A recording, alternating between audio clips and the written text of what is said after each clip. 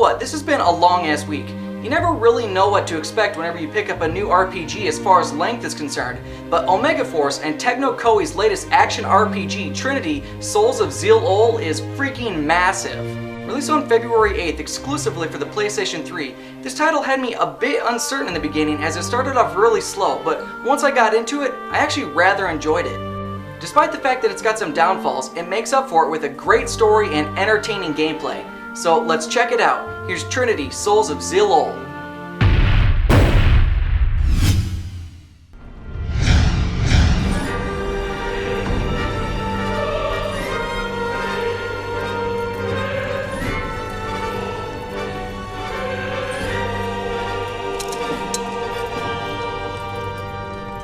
Welcome. I've waited my entire life for this moment. The story of Trinity opens with what appears to be the final boss fight of the game. You're then taken through a series of flashbacks that jump back and forth through various characters to give a general background of what happened and what's to come. You play as Arius, a half-elf born to an elven mother and to human father Lug, the Light Prince of Vishen. Lug's father, King Balor, receives a vision from his chancellor that he will be killed by one of his grandchildren. In an attempt to prevent this, Balor begins to kill his children, their spouses, and his grandchildren. Arius, with his mother and adopted brother, go into hiding to avoid being hunted down by the king's armies, but not before witnessing the death of Lug as he attempts to save them. The game then jumps ahead several years where Arius is now grown up and has been learning to fight in the arena. The entire plot of the story from this point on revolves around Arius and his quest to avenge his father's death by fulfilling the prophecy and killing King Balor. To do so, you'll fight through the arena to become stronger and eventually become a member of the Adventurers Guild with new friends Selene and Dagda. These characters, along with a huge supporting cast, will all struggle with themselves as they grow together to have their limits tested when they learn that there's more to Balor than simply a murderer. The story is actually quite good if you can sift through all of the content. There are enough side quests to choke a horse, but I felt that most of them detracted from the wonderful primary story. I would have preferred less side quests and more emphasis on the main story arc because it was much more interesting. It's nothing, really. I should hope not.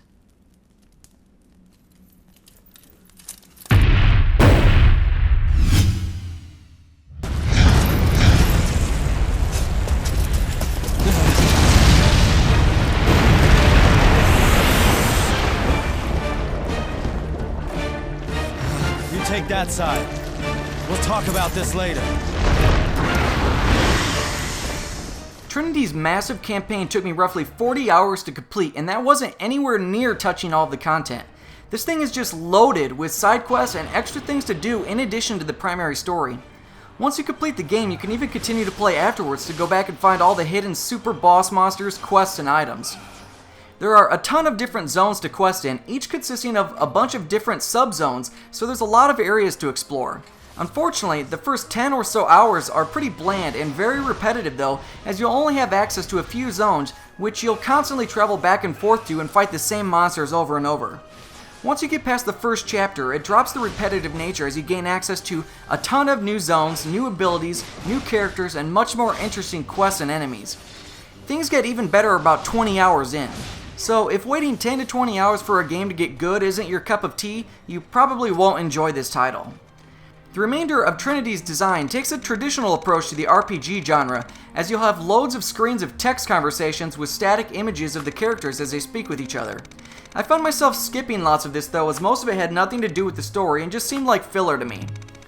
Towns are made up of nothing but menus for the shops, arenas, guilds, and taverns, which is unfortunate because the artwork in the background leads you to believe the designers had some great concepts. It would have been great to be able to explore some of these great cities.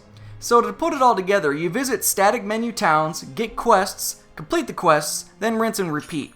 While this portion of the design is pretty dull, the gameplay really makes up for it.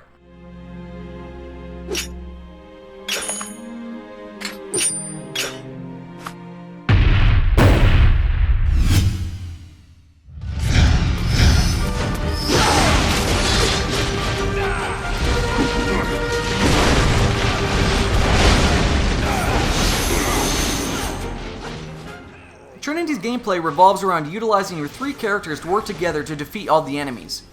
Arius plays as a sword-wielding mage capable of performing a series of melee strikes while weaving in powerful spells. Dagda is a tank capable of absorbing much of the enemy's attacks while still dealing massive melee damage. Selene is roguelike with quick stealth lightning or frost-based melee attacks and is capable of handling the game's many aerial foes with ease. While each character has their strengths and weaknesses, when combined together are a deadly force. Each character has 3 separate souls or skill trees which will become unlocked for them throughout the game, which grants them access to new abilities and passive buffs. As you fight, you gain skill points, which are collected in a pool that must be spent strategically on each character to enhance their abilities for each of their souls. You can switch between the characters on the fly and can map 6 moves to each, allowing you to perform all kinds of cool combos. Something I didn't care for though was that there are far more than just 6 abilities per character, and they're all useful and interesting, so I didn't like being restricted to only being able to use 6 at a time. Much of the game's strategy revolves around building up a meter to allow your characters to perform a soul burst, which puts elite enemies into a break state where they take much more damage than normal. Without this soul burst, you must exploit their weaknesses at certain times to really be able to damage them. If the elite enemies fall to a certain HP, you can also invoke a Trinity attack, which insta-gives them. There's no mana, so all spells and abilities may be spammed, and your health is automatically replenished after each battle.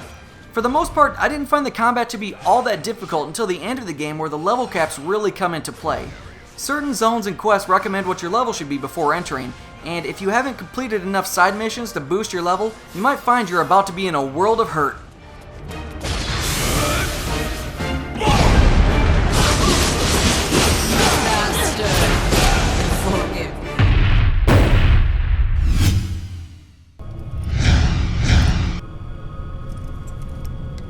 What? Why?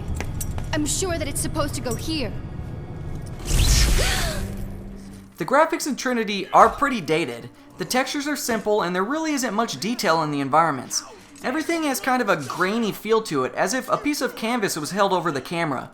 The effect combined with the dated visuals really gives the game a PlayStation 2 feel to it.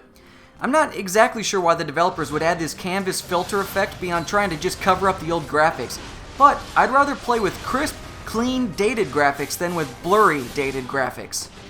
I also found that the camera was difficult to use at times, especially in tight spaces, which inevitably led to me running in circles in heated battles. There's a boatload of sweet cutscenes throughout the title, though they also have the grainy filter effect over them.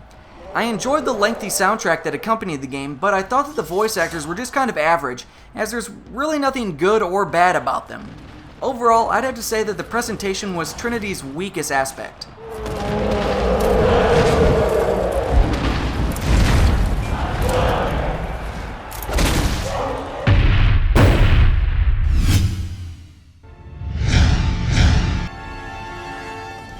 Trinity Souls of Zill is just massive. There is a ton of stuff to do outside of the main quest that could easily keep you occupied upwards of 60 hours.